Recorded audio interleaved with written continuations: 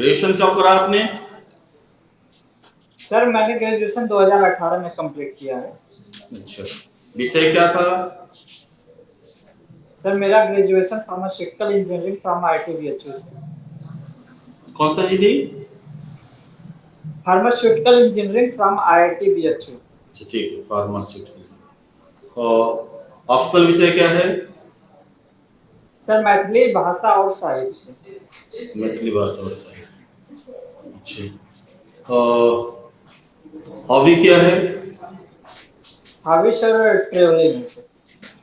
Travelling. चलिए,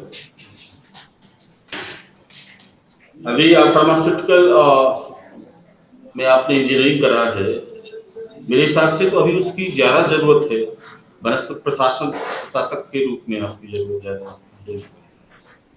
आपको क्या लगता है?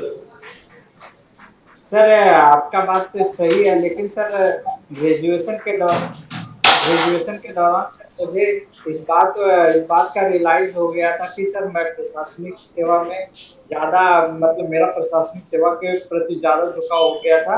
और फार्मास्यूटिकल इंजीनियरिंग में सर झुकाव कम होता गया, मुझे रियलाइज हुआ। और प्रशासनिक सेवा में झुकाव होने का सर कुछ पॉइंट्स जो थे वो ये था कि इसमें जॉब की डाइवर्सिटी होती है सर। उसके बाद इसमें जो अर्ली स्टेज में लीडरशिप रोल प्रोवाइड कर दिया जाता है, जिससे लोगों के बीच रह करके काम कर सके और लोगों के जीवन में सडन जो इम्पैक्ट उनके खासकर उनके जीवन में कुछ प्रॉब्लम है उसको सुधार करने के लिए जो सर लीडरशिप रोल प्रोवाइड करता है, वो हमें सर प्राइवेट सेक्टर या निजी क्षेत्र में उतने अर्ली स्टेज में प्रोवाइड नहीं होता। इन सब चीजों की वजह से सर मेरा प्रशासनिक सेवक के प्रति ज्यादा झुकाव है। अच्छा, मैथिली साहित्य विषय को आपने क्यों चुना? सर इसका पहला रीजन ये था कि सर मेरा जो ग्रेजुएशन का सब्जेक्ट है सर वो मतलब बीपीएससी के ऑप्शनल सब्जेक्ट में नहीं है। और दूसरा रीजन ये था सर कि जब मैं जिस समय तैयारी मतलब मैं ग्रेजुएशन कंप्लीट कर रहा था तो मेरे कुछ फ्रेंड थे जो मिथिला रीजन से बिलोंग करते थे। तो वो सामान्यतः वहाँ के कुछ साहित्यकार जैसे यात्री जी के हो गए कविताएं और या फिर पृथ्वी पुत्र ललितेश जी का हुआ, ये सब वो पढ़ते रहते थे। तो हम वहाँ से सर मैथिली साहित्य के टच में आए और हमें यह जानकारी हुआ कि सर मैथिली साहित्य भी देवनागरी लिपि में ही लिखी जाती है।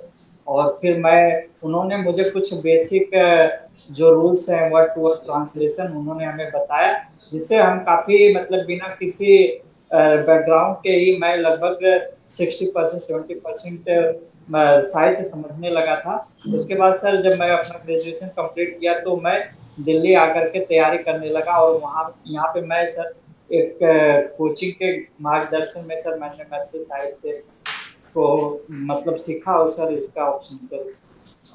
अच्छा, मैथिली भाषा एवं साहित्य आपका ऑप्शनल है ना? यस। मैथिली शब्द का नामकरण के लिए विभिन्न विद्वानों ने अपना मत दिया है। Yes sir. बताइए, मैथिली भाषा का नाम मैथिली रखा गया, ये सबसे पहले किस विद्वान ने कहा था? सर सबसे पहले जो इसको मैथिली नाम से कॉलब्रुक ने इसको मैथिली बोला था। उसके बाद सर जब डॉक्टर जॉर्ज अब्राहम ग्रियर्सन ने इसको मैथिली नाम दिया था सर। अच्छा अच्छा, यात्री जी का एक पुस्तक है चित्रा। अब चित्रा का नाम चित्रा क्यों रखा गया, इसके बारे में बताइए। सर बेसिकली चित्रा का मीन्स होता है एल्बम, और उसमें सर यात्री जी ने 1931 से 1949 तक के जो समाज में विभिन्न सामाजिक गतिविधियां थी उसमें सर या तो वर्ग संघर्ष हो या फिर सर लोगों की जो याचनाएं थी या फिर उसमें सर प्राकृतिक वर्णन हो या मिथिला का मध्यकालीन और आधुनिक काल का जो लोकप्रियता है, इन सब चीजों को सर इन्होंने समेटा है इस चित्रा में, इसलिए सर इसका नाम चित्रा पड़ा। अच्छा, मैथिली भाषा एवं साहित्य के विकास में यदि किसी एक यस सर। एक राइटर का, एक रचनाकार का नाम आपको कहे लेने के लिए, तो किसका नाम आप लीजिएगा? सर अगर मैथिली भाषा और मैथिली भाषा एवं साहित्य के विकास में सबसे अधिक यदि किसी रचनाकार का योगदान है तो उसमें आप किसको मानते हैं कि सबसे अधिक योगदान किसका है? सर सबसे अधिक योगदान मैं सर विद्यापति को मानता हूँ। क्यों? क्योंकि सर इससे पहले जो भी रचनाएं हुआ करती थी, विद्यापति ने सर उसको मतलब मैथिली भाषा को, एक तो सर मिथिला रीजन के अलावा सर मिथिलेतर में भी इसका मतलब प्रसार प्रसार हुआ, आप उनकी सेपरेट रचनाओं बताइए, से सर। मैथिली मैथिली भाषा के विकास में विद्यापति का योगदान बताइए। पहले भाषा के विकास में उनका क्या योगदान था वो बताइए, कोई 5 पॉइंट बताइए। तो अपने देना है लंबा लंबा। सर भाषा के विकास में ये था कि सर पहले क्या होता था कि लोग जो मैथिली में भाषाएं जो थी वो ब्राह्मण तक सीमित रह गई थी, और विद्यापति ने जनभाषा अवहट्ठ के रूप में रचनाएं करने लगे, तो जिससे सर जो मैथिली भाषा थी और और मतलब समाज के वर्गों में फैली सर।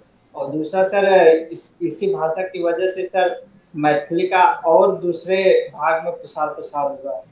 और अच्छा, तीसरा सर, अवहट्ठ में विद्यापति जी का कौन सा रचना है? सर अवहट्ठ में कीर्ति लता और कीर्ति पताका है सर। दोनों पुस्तक का विषय का जो केंद्र बिंदु है वो बताइए। कीर्ति लता में क्या है और कीर्ति पताका में क्या है? सर बेसिकली कीर्ति कीर्ति लता और कीर्ति पताका में सर बेसिकली जो बेसिकली सर विद्यापति जो अपने राजा, वो एक्चुअली राज दरबारी कवि थे, तो राजा शिव सिंह के गुणगान में सर वहां पे कुछ आक्रमण हुए थे, तो इन सब चीजों को लेकर के सर लिखा चलिए, गया है। मैथिली से आपका अंतिम प्रश्न मैं पूछ रहा हूँ। जी यात्री जी सर। का एक रचना है, जोड़े राक्षस जोड़े पुरखक जाइत, और अंतिम अंतिम लाइन उसका है, माँ मिथिले रहिए की करती। इस बीच के लाइन को पूरा कीजिए, कंप्लीट कीजिए उसको। सर ये जोरे राक्षस जोरे पुरुषजात, तोहरे मारल हमसब मर रहल अछि, क्या रहल अछि कोर रहल अछि, मोल ले छै मोल ले छै हमरा तो कंचा देकर। तो बेसिकली ये सर जो बिकौवा विवाह था इसके नहीं यात्री नहीं, जी आपका लिखी लाइन थी पूरा इसमें। नहीं हुआ। मैं आपको विवरण देने के लिए नहीं बोला हूँ, लाइन पूरा नहीं हुआ आपका। लास्ट में है, माँ मिथिले रहिए की करती, वहां तक पहुंचिए। सर वो लास्ट के कुछ लाइन याद नहीं सर। ठीक है, ओके। चलिए, आपने थैंक यू नागार्जुन सर। का काफी नाम लिया। Nagarjuna yes sir. 3 भाषा में लिखते थे, मैथिली, हिंदी और संस्कृत, और अलग अलग नाम से लिखते थे। Yes sir. मैथिली में तो यात्री जी से नाम नाम से लिखते थे, हिंदी और संस्कृत में किस नाम से लिखते थे? सर हिंदी में नागार्जुन के नाम से लिखते थे, और सर संस्कृत में सर मुझे देखना होगा सर, माफ कीजिएगा। अच्छा, ठीक है। विद्यापति को पुरुषार्थ का कवि कहा जाता है। Sorry sir. विद्यापति को पुरुषार्थ का कवि यस सर। कहा जाता है, क्या यस मतलब सर। है? सर जहां तक मैं इस पॉइंट को समझ पा रहा हूँ, बेसिकली सर विद्यापति ने पुरुष परीक्षा रचना लिखी थी, उसमें उन्होंने जिक्र किया था कि पुरुषार्थ कौन होता है। तो बेसिकली उन्होंने उसमें 4 पॉइंट बताए थे कि जिस पुरुष में धर्म अर्थ काम मोक्ष होता है सर, वही पुरुषार्थ के लायक होता है सर। चलिए, विकास सर। आपने मुख्य परीक्षा थैंक किस यू सर। माध्यम में दी थी? सर मेरा मुख्य परीक्षा सर जीएस जो था इंग्लिश माध्यम में था, और मैथिली जो सर देवनागरी लिपि में। So, so you are an IITN, right? An engineer. ये During your course in IIT BHU, government have spent a massive amount in your study, yes and sir. later on you realize that your interest has tilted towards Mathili and not towards administration and not engineering. Yes sir. So what do I feel it is a wastage of a public money. wastage of taxpayers Yes. money that government has invested on you. क्या sir, क्या मैं हिंदी में जवाब दे सकता हूँ या English में जवाब दूँ? ओके, ठीक है, आप हिंदी में दीजिए। इंग्लिश में? ओके सर, एक्चुअली सर मैं मतलब मैं आपके बात से सहमत हूँ कि सर किसी भी कोई भी छात्र जो आईआईटीज में एडमिशन लेता है उसमें सर गवर्नमेंट का काफी पैसा उस छात्र के पीछे इन्वेस्ट किया जाता है। लेकिन सर मैं एक्चुअली आज का जो युग है सर वो मल्टी डिसिप्लिनरी हो गया है। तो बेसिकली अगर जो भी हमने वहाँ पे इंजीनियरिंग के कोर्स में जो भी हमने नॉलेज या एक्सपीरियंस गेन किया है सर, उसको हम प्रशासक में अच्छे रूप से उसका उपयोग कर सकते हैं सर। खासकर जो कोरोना टाइम के बाद से सर जिस तरीके से हेल्थ है इश्यूज बढ़ी है सर, उसमें सर अगर बात हो सर प्रधानमंत्री भारतीय जेनरिक प्रधानमंत्री भारतीय जन औषधि परियोजना की बात हो उसको इम्प्लीमेंट करने के लिए, या फिर सर और गवर्नमेंट से रिलेटेड खासकर हेल्थ सेक्टर से रिलेटेड या तो फील्ड वर्क हो या सर पॉलिसी वर्क हो, उसमें सर मैं एक स्पेसिफिक और कॉम्प्रिहेंसिव तरीके से मैं सर प्रशासनिक सेवा में इसका यूज कर सकता हूँ। किस मान लीजिए आपने आईआईटी में कोई चीजें सीखी हैं, उसको प्रशासन में आप कैसे उपयोग करेंगे? कोई एक इंस्टेंस बताइए जो आपने सीखा वहाँ पे फार्मास्यूटिकल इंजीनियरिंग में, और वो लगता है कि आप दूसरे से बेटर कर पाएंगे इस फील्ड में, एडमिनिस्ट्रेशन में। सर बेसिकली अगर प्रधानमंत्री जन औषधि परियोजना की बात हुआ सर, तो इसके अभी क्या हो रहा है कि सर ये पाया गया है कि हेल्थ सेक्टर में इससे पहले मतलब ये इस लॉन्च करने का मेन उद्देश्य था कि sir out of pocket expenditure जो होता है नॉर्मल लोगों का हेल्थ में 70% सर मेडिसिन पे हो जाता है। तो सर इसको इम्प्लीमेंट करने के लिए हमारे लोगों में अवेयरनेस फैला सकते हैं कि सर जेनरिक मेडिसिन को कैसे लोगों के बीच पॉपुलराइज किया जाए। उसके लिए सर उसमें क्या-क्या अगर जेनरिक मेडिसिन है या फिर लोगों को समझ नहीं आ रहा है कि इसमें जेनरिक मेडिसिन क्या है, ब्रांडेड मेडिसिन क्या है, तो उसके लिए सर अवेयरनेस कैंपेन लगा सकते हैं। और खासकर सर कहाँ-कहाँ लोकेट किया गया उसके लिए सर ऐप का भी इस्तेमाल कर के सर लोगों के बीच ये जागरूकता फैला सकते हैं। बेसिकली आप सिर्फ अवेयरनेस की बात कर रहे हैं कि आप अवेयर कर इस सकते हैं लोगों को। इसके साथ-साथ सर अगर कोई पॉलिसी मेकिंग हुआ तो सर किस लेवल की कहाँ पे कैसी पॉलिसी मेकिंग, अगर कोई दवा अगर सपोज करो सर अगर किसी एरिया में सर जेनरिक मेडिसिन का उतना मतलब किसी फील्ड या किसी एरिया में जेनरिक मेडिसिन सर आशा मतलब ब्रांडेड मेडिसिन का ज़्यादा मार्केटिंग है सर, तो वहाँ पे हम सर और सब जो जेनरिक मेडिसिन के वो हैं क्या बोलते हैं प्रोड्यूसर है सर उनके साथ कांटेक्ट करके सर वहाँ पे इस चीज़ को भी उपलब्ध करा सकते हैं। मतलब ये आपके सर्विस का पार्ट होगा। एडमिनिस्ट्रेशन में जाने के बाद आप जनरल पॉलिसी मेकिंग बनाएंगे, आप जेनरिक मेडिसिन के डिस्ट्रीब्यूटर से मिलेंगे। ये उस सेवा की बात कर रहे हैं जिस सेवा में आप अभी जाना चाह रहे हैं, या आप किसी ऐसा लग रहा है कि आप कहीं अन्य सेवा में की बात कर रहे हैं? सर जनरली क्या होता है कि अगर किसी भी ड्रग के डिस्ट्रीब्यूशन की बात होती है तो स्टेट लेवल में सर एक जो सबसे न्यूनतम इकाई होती है ड्रग इंस्पेक्टर्स का होता है। तो बेसिकली सर हम उनके साथ काम करके भी इस चीज़ को इम्प्लीमेंट कर सकते हैं। जेनरिक मेडिसिन क्या होता है? सर जेनरिक मेडिसिन कोई भी जो ब्रांडेड ड्रग्स या फिर कोई पेटेंटेड ड्रग्स है सर वो बेसिकली वो 20 साल के लिए होता है। अगर 20 साल ओवर होने के बाद सर उसका कोई भी प्रोडक्शन कर सकता है और जो प्रोड्यूस करेगा उसको जो नाम देगा सर वो जेनरिक नेम होगा सर। और 20 साल तक क्या होता है वो? सर 20 साल तक जो कंपनी पेटेंट की होती है उसको अगर प्रोड्यूस करती है तो वो अपने कोई जो नाम देगा सर वो ब्रांडेड मेडिसिन के नाम से मेडिसिन को पेटेंट करती है। इंडिया में 2 पेटेंट जी। एक्ट आए थे, 1970s में था प्रोडक्ट पेटेंट और प्रोसेस पेटेंट। क्या होता है दोनों, और इंडिया में कौन सा भी लागू है?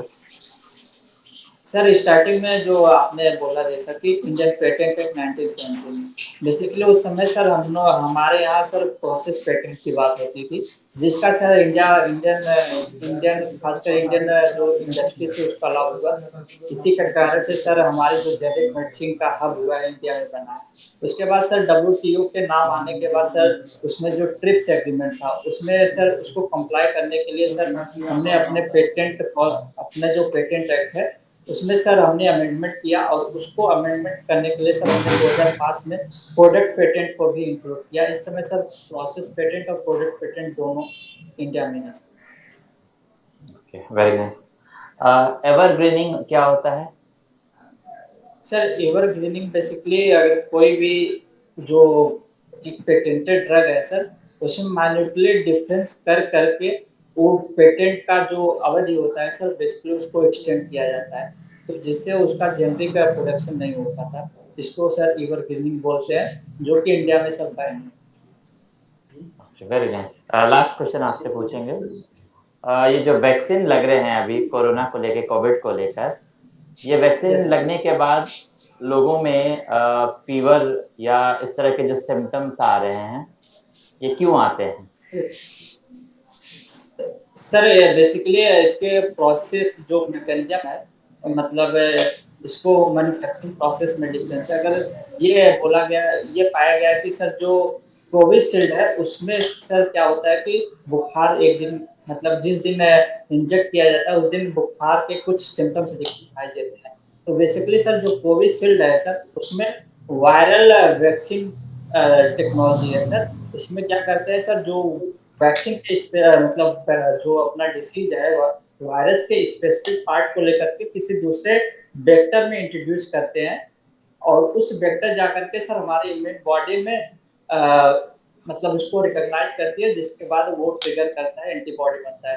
तो ये जो वायरल वेक्टर है सर बेसिकली इसके कारण से किसी किसी लोगों में बुखार के सिम्टम दिखाई देते हैं सर। जबकि सर दूसरा जो अपने कोवैक्सीन है उसमें इनएक्टिवेटेड फॉर्म में हम वायरस को लेते हैं, उसके कारण सर उसमें उसको लेने से एडवर्स इम्पैक्ट कम दिखाई देते हैं। Okay, very nice. हाँ सर।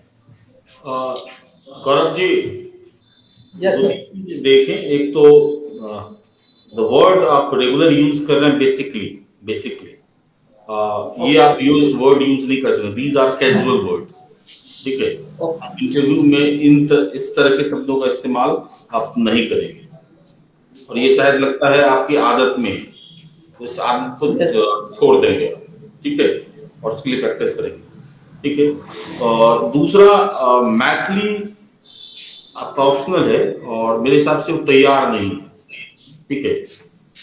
मैथिली एज ऑप्शनल जो है उसकी एक कंप्लीट इंटरव्यू के दृष्टिकोण से उसकी तैयारी की जरूरत मुझे महसूस हो रही है, ठीक है। और दूसरा है कि जैसे आपने कहा कि आपका फार्मास्यूटिकल से आपने इंजीनियरिंग करा है, BHU से, तो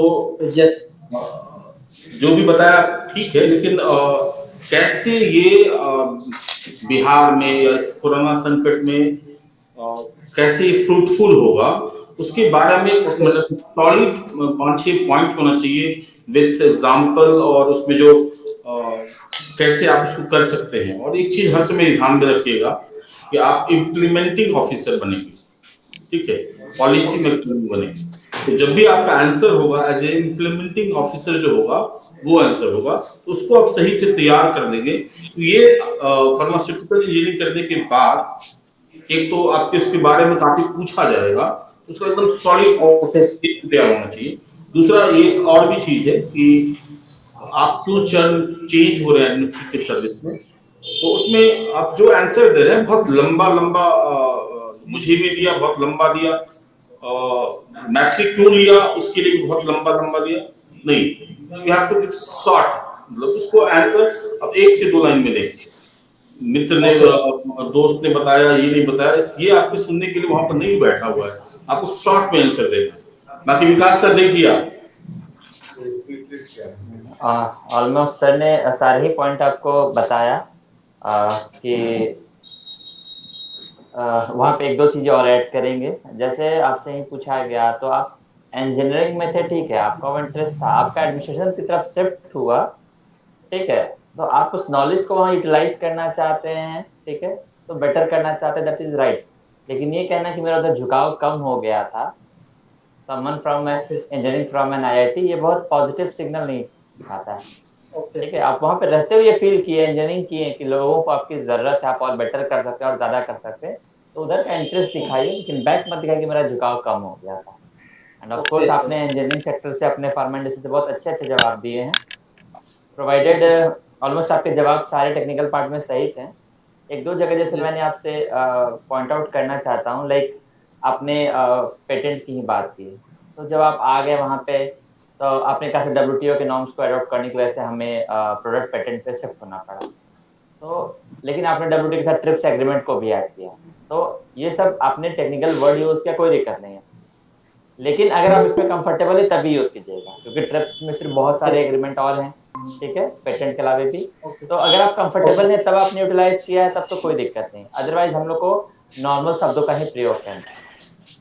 ओके दूसरा, सर। ऑनेस्ट आंसर देना इज राइट, हम भी सिखाते हैं बच्चों को कि ऑनेस्ट होना है, और ऑनेस्ट ऐसा नहीं होना है कि जहाँ पे वो झूठ लगने लगे। जैसे आप कहें कि जो आपके साथ हैं उनसे मिल के ही आप बिना बैकग्राउंड के 60-70% आप मैथिली सर सीख लिए, और फिर आप खुद कहते हैं कि उसके बाद मैं दिल्ली कोचिंग करने चला गया मैथिली का, तो आपको नहीं लगता है कि दोनों कॉन्ट्रडिक्टरी हो जाए? एक्चुअली सर तो बात बहुत मैं आप, हाँ हाँ बोलिए। एक्चुअली मैं यहाँ पे ये मैं कर रहा था कि सर जो देवनागरी लिपि से जो मैथ, तो मैं इसको पॉइंट आउट यहाँ पे करने की कोशिश कर रहा था। तो ठीक है, जो भी है, मतलब मेरा शिव शिव जी ओके अपना सर। वो म्यूट कर लीजिए आप। तो कहने का मतलब है कि हमारे जो आंसर्स ऑनेस्ट, अगर हम ऑनेस्ट दे भी रहे तो वो साउंड भी होना चाहिए, और इतना डिटेल ओके। में बताने की जरूरत नहीं है, सिंपली कि हाँ कुछ लोगों का गाइडेंस था। मैं आपने कहाँ से पढ़ा, कोचिंग की है? नहीं सर, तो कैसे सीख लिया? तो सर कुछ सीनियर थे जिनका गाइडेंस था, जिन्होंने हेल्प किया, कोऑपरेट किया जहाँ पे जरूरत थी। सिंपल, बहुत प्लेन वे में रहना, जो इतना बड़ा बड़ा भूमिका और हम लोग कहानी बता रहे हैं उस चीज को ओके अवॉइड सर। करना है, ठीक है।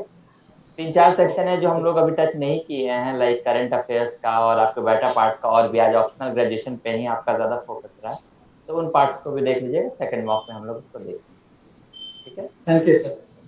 Thank you.